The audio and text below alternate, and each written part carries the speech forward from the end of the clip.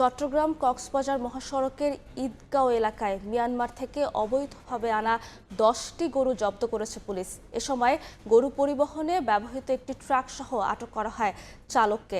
Police জানিয়েছে, ঈদুল আজহাকে কেন্দ্র করে মিয়ানমার থেকে বাংলাদেশের ভেতরে ঢুকেছে গরুর চালান। পরে ট্রাক কিংবা ছোট ছোট পরিবহনে করে সেগুলো পৌঁছে দেওয়া হয় পশুহাটে।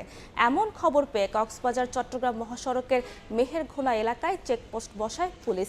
এ সময় রামুর দিক থেকে আসা একটি ট্রাককে থামানোর সংকেত দেয় আইনশৃঙ্খলা বাহিনী। গাড়িটি থামার সঙ্গে সঙ্গে পেছনে থাকা দুই ব্যক্তি ধান ক্ষেতের মধ্য দিয়ে পালিয়ে যায়। পরে চালককে আটক করা হয়। পিকআপে তল্লাশি চালিয়ে উদ্ধার করা হয় 10টি গরু।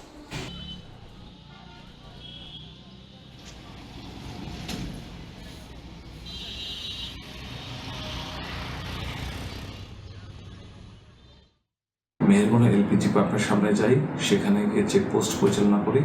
চেকপোস্ট পরিচালনা করার সময় একটি দ্রুতগামী ট্রাক আসলে সেটিকে আমরা সিগন্যাল দিলে সেটিকে দাঁড় করালে সেখানে থাকা দুজন ব্যক্তি পালিয়ে যায় এবং অপর একজন ব্যক্তিকে আমরা ধৃত করে ট্রাকটি তল্লাশি করে সেখানে থেকে আমরা 10টি চোরাচালানের মাধ্যমে মায়ানমার থেকে নিয়ে আসা গরু আমরা জব্দ করি।